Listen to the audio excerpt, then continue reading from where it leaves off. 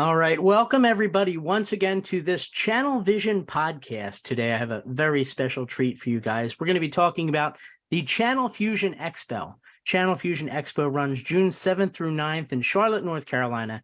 And we have two very special guests joining us for a fireside chat of sorts. We have Carolyn Bradfield. First of all, Carolyn is the CEO of Convey Services. How you doing today, Carolyn? I'm doing great. How about you? I'm doing very well. I'm excited, and I can't wait to learn even more. I know the last podcast was very well received by the community. I'm sure, no doubt, this one will be the same. We also have, his name is Bill Patchett. Bill is the founder and the CEO of P2 Business Solutions. How you doing today, Bill? I am fantastic up here in the Northeast after a big win in the Yukon Huskies last night. Thank you. Well, it's been a very exciting time for sure. And I'm a big fan of the underdog, being from Philadelphia myself. So I can understand that. Let's jump right in with this. I know there's a whole lot we want to talk about today. Carolyn, I'm going to kick it to you. All right, thank you. And Bill, I knew for sure that you were going to get in a promo for your Yukon Huskies. For those of you that don't know Bill yet, he lives up in Connecticut. So the entire Northeast, as Bill shared with us earlier, is not working today because of their victory. But aside from being a Yukon fan and happy to cheer them on in the Final Four, or the Final Two, I guess, why don't you tell a little bit about yourself and P2 so that you can let everybody know who you are in the marketplace? Okay, great. So yeah, we've been around for about 15 years. P2 has a number of different divisions. We have a fixed wireless division. We have our broadband division, and we have our advisor division, which is our primary business, P2 Telecom. So 15 years in the making, just over 1,000 advisors today. We did a transaction a couple of years ago with a firm called AppSmart, now AppDirect. We did not sell the company. We took a financial investment in them or from them to kind of fuel our growth. And today we are supporting our advisors with a little bit of, I would say, white glove treatment. We're not necessarily a highway to a contract. We play more in the enterprise space than we do in the transactional space. And our business has kind of changed drastically since doing the deal with AppDirect, where today we're more of a software as a service sales organization, and not necessarily a voice and data master agent kind of role that we were years ago. So things have changed drastically, but for the good. We're very excited about the future of our business. I like to point out that we're owned. I still own the company, although we're powered by AppDirect. And with all this consolidation that's going on, that seems to be a pretty hot button. People are a little bit leery these days with all the acquisitions that are going on. Well, what I love about listening to you talk about P2 and the story and evolution is that you still stay on the cutting edge of what you think the next big thing is going to be, while maintaining the consistency of what the bread and butter in the channel. And so it's fun to see a telecom service brokerage have a strong regional focus. You do have quite a few partners that you develop relationships with over the years. And we're going to be talking about some of the marketing struggles that those partners have as they work their business and how we might be able to help them. But before I do that, I thought I'd give everybody a little bit of background on Convey. I've personally had a long career in the channel. I've been a provider. I've been a wholesaler of other people's technologies, and I've also had sales partners in my career. But a few years ago, we formed a software company called Convey Services. And in our world, it was a marketing program called Convey Channel to connect providers to their sales partners by working directly with, at the time, we called everyone a master agent. Now they're TSBs, so that people could get the information that they needed about the services out there in the market, how they would pitch those services, who were the ideal customers, how they could make money, and just everything they needed to know to focus on the services they felt the most comfortable with. We evolved into the virtual event space because when the pandemic was hitting, our company was already building a virtual event to complement the Channel Partners show in Las Vegas. And so when that show, as all other ones, canceled, we were the only virtual show, or only live or virtual show left standing. So we executed cloud conventions virtual in 2020. Then we repeated it in 2021.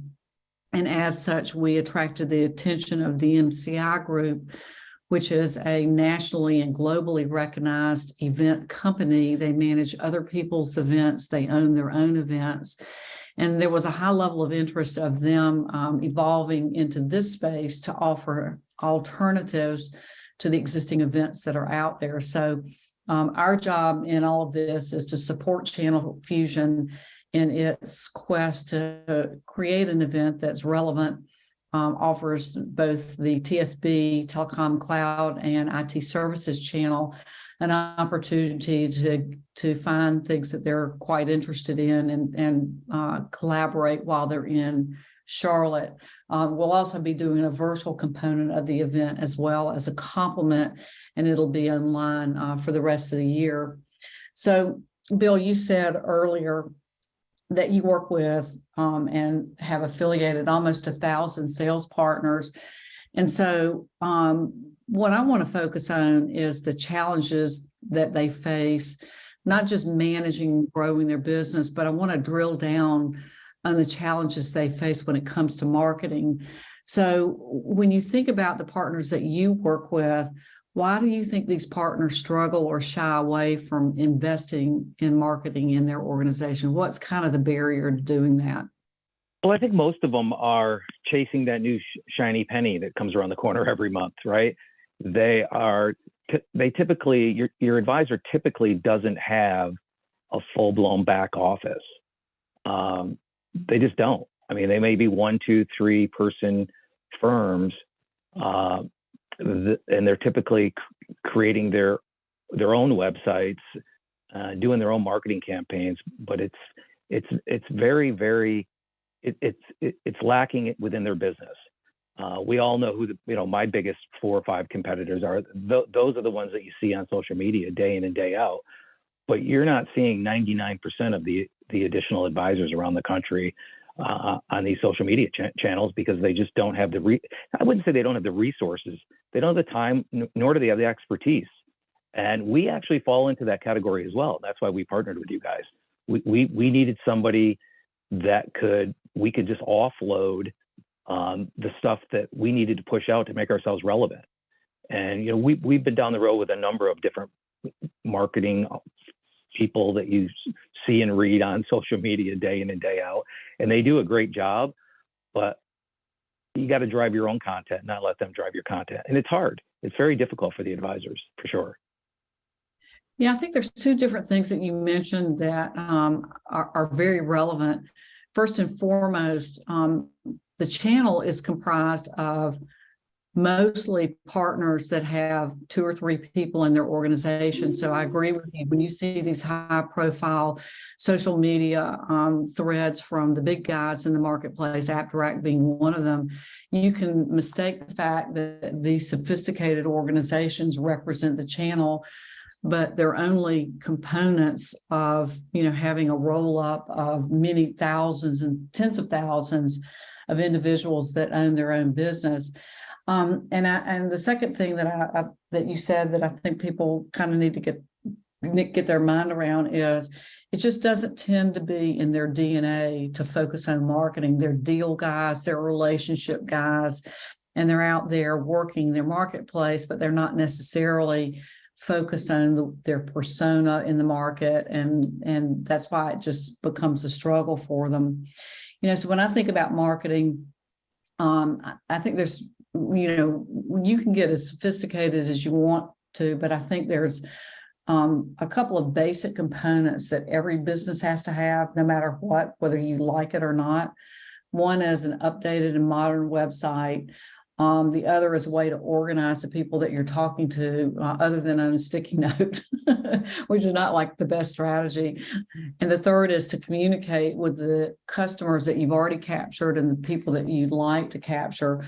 So let's talk about the website first, Bill, because that was one of the things that you wanted changed in yours. If a partner's representing himself as an expert in the technology space and his website is not current, modern, and it's got information on there that's pretty old, what's the implication in the marketplace when people go look for him? Well, I mean, we look at new advisors' websites daily, people that come in off of our website, people that are reaching out to us to become new advisors of ours. It's the first thing we do internally is we like, who are these guys? Who are they working with today? And we go to their website just like everybody else does. And when you start seeing, you know, that they are partnered today with carriers that have merged, sold 15, 20 years ago, kind of gives us a pretty good indication of the type of advisor that they are, right? If we're looking at somebody that is, you know, got Cavalier Telecom all over it, and we all know that Cavalier sold, you know, 20 years ago to Paytech or Windstream, I forget. Just tells us a little bit about the type of person that we're going to be working with. We think it's important. I mean, especially this day and age, there's been so many different mergers and acquisitions that have taken place over the last 24, I guess it's more like 36 months now, that your website, most likely it's not even up to date or relevant.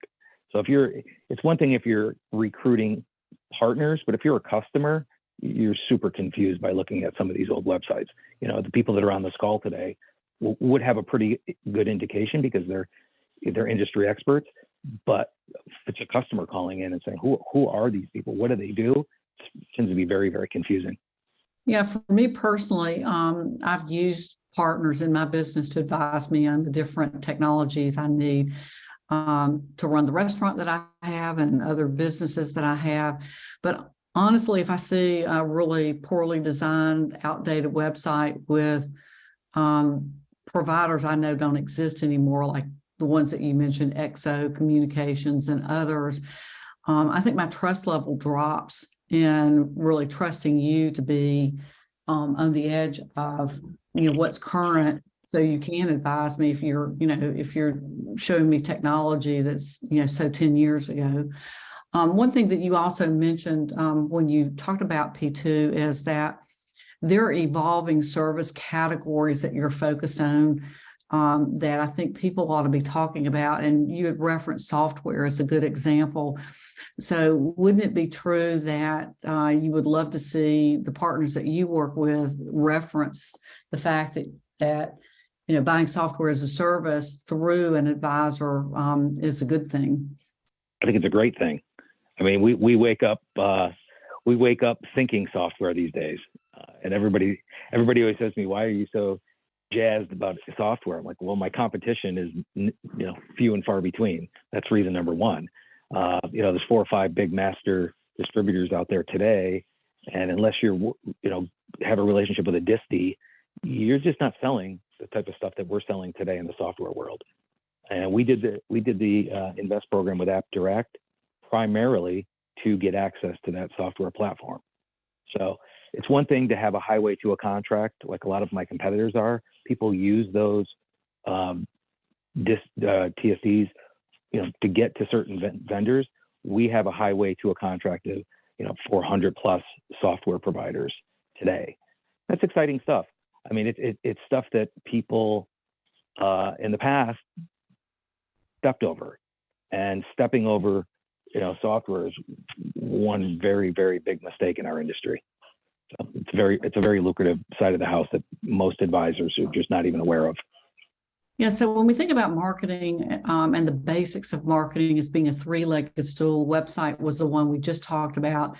The second one in this 3-legged stool is a CRM system. And I know you have one because we've talked about your CRM system. You've invested in it to keep track of partners, and also you also work directly with some customers as well. But what's the implication if you don't have one? And I know quite a few partners do not, because we actually researched this and reached out to the marketplace to see what people were doing. And literally Excel spreadsheets, sticky notes, and nothing. So what's the implication of not, why did you jump into a CRM? What's it doing for you? It was purely, well, let me just say this. We made a lot of mistakes in choosing CRMs over the years from, not that I want to use different companies' names here, but, we went with one of the big ones that begins with an S. And we quickly found out that was a colossal waste of money. And then we ended up with one that was very nimble. That's the name of the company, Nimble, which is very cost effective for the advisors to use today. We could never have scaled to where we are today without having some sort of a CRM in place.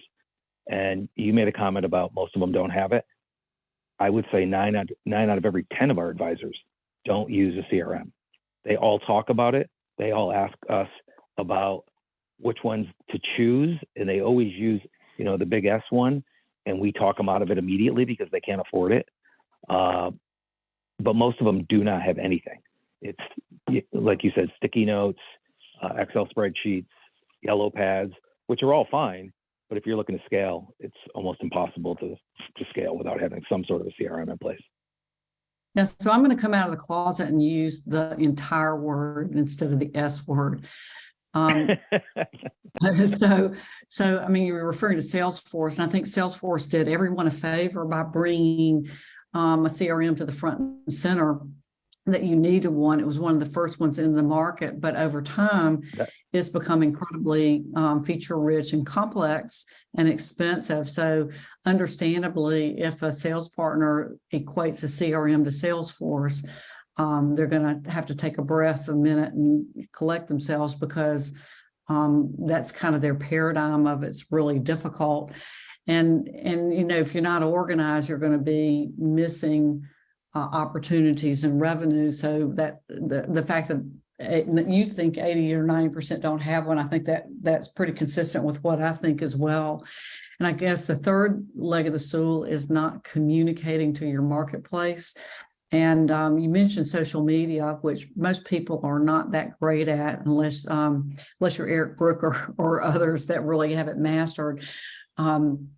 But I also think that there are some tried and true ways to communicate to the market that are just the gold standard, even just simple email.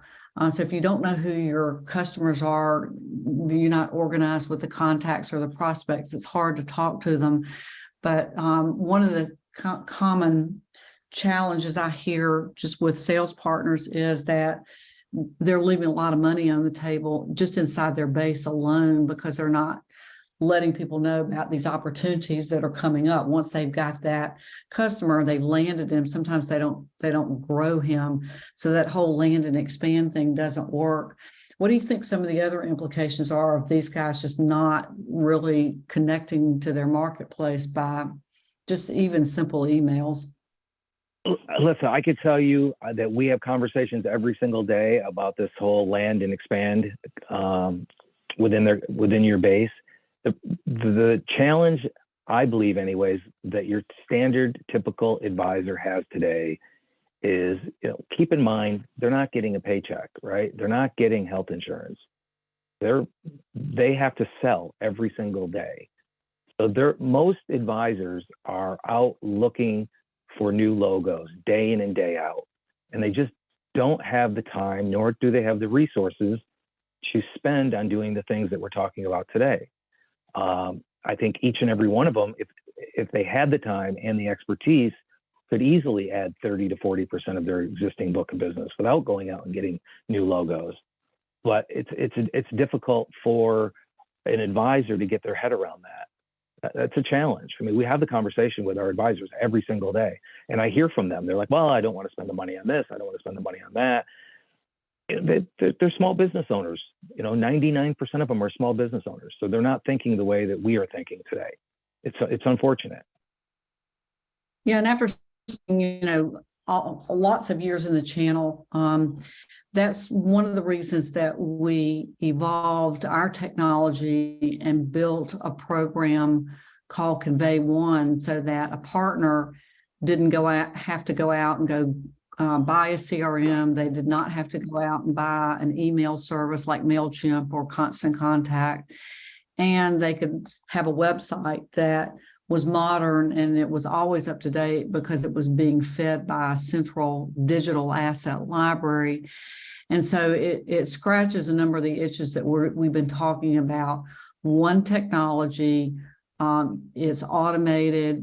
Once it's set up, you don't have to touch it. It does a lot of things for you. And you're not spending a fortune. In fact, you're spending only a couple $100 a month to own that technology and just let it do its thing. Now, you were the first one to use and pilot a Convey One program. It's actually, if someone goes to your website today, p2telecom.com, they'll be able to see what a site looks like. So when you talked to us about it, and I think first and foremost, you were looking for many ways to help your sales partners. If I could experiment with it, give feedback, and then help my sales partners, that was like always been number one in your mind. But then the things that you surfaced to us were improving your website, not having to worry about creating content on a consistent basis. You wanted to run webinars and plan to do that between now and the end of the year. And then the ability to talk to your partners in this technology by giving them a login where they see things that, the general population can't see. Give us a little more insight about how you think these partners can benefit from a Convey One program. What do you hope they would get out of it? Well, I think it gives them the ability to do everything we've been talking about for the last 20 minutes. It gives them, an up-to-date website with, highlighting, the new shiny pennies that are out there without them going out and looking for them. We are utilizing your platform is more of I would say, a training ground for our advisors today, because they're all asking for training. They don't all want to jump on planes and go to Vegas every year, nor can they. A lot of them can't afford it. So they're looking for a place that they know that once or twice a month that they can go and they can, watch the trainings and the recordings that we've done on certain vendors that we're bringing into the channel, or existing ones that we're trying. Everybody's transformed themselves over the last couple of years. So, I'll use TPX, for example. TPX was, a UCAS company, 2-3 years ago. And then they kind of sat on the sideline. You didn't hear much about them. Well, now they're a very large managed security company, and they've got a lot of cool things going on. So I think they're the first of our webinar series that we're doing with you guys here. I think it's at the end of April. I'm not certain. But, I think an advisor spending a couple $100 a month to have a fresh look, an up-to-date website with all the tools that they need to market to their sub-agent community and their end user, it's a no-brainer. I mean, we were spending, $20,000 to $30,000 every couple of years to do refreshes on our site, just because of all the changes that were taking place. So, partnering with you guys, we had a long-standing relationship with you. We knew that you guys were the pros on the back end. So what a better choice for us than to have you guys do our site and all the stuff on the back end as well. Yeah, so we were, really happy that you agreed to lead the charge on Convey One. And this brings us back to Channel Fusion. So Channel Fusion is a brand new event in the industry, and we really would like to give people an additional incentive to come to Charlotte, experience a different type of event, but we want to do something unprecedented and give people something that they cannot get anywhere else from any other event. So for anyone that registers to come to Charlotte for Channel Fusion, we're going to provide a Convey One program at no charge for 90 days from the event forward afterwards. And if they love it, they can keep it. We'll give them a preferred monthly subscription rate that other people won't be able to get.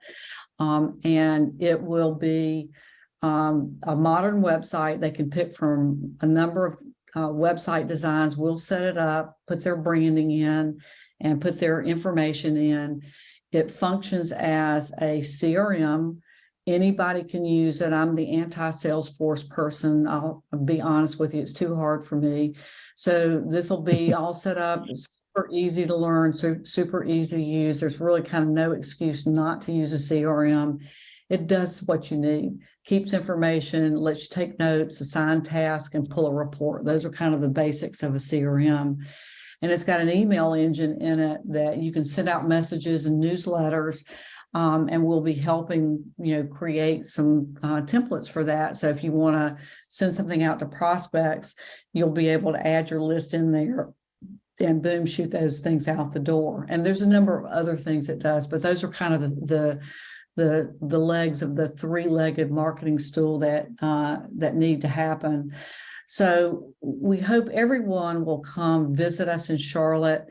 We'll have a lot of great content when it comes to, agency owners that are looking to grow and monetize their business. There's a pro track that we want you to explore. There's a track for rising stars that are looking how to amplify the way they sell or manage customers. And then a mentoring program for people that are new in the channel. You really need to get kind of indoctrinated. We'll be there to connect you with the right people.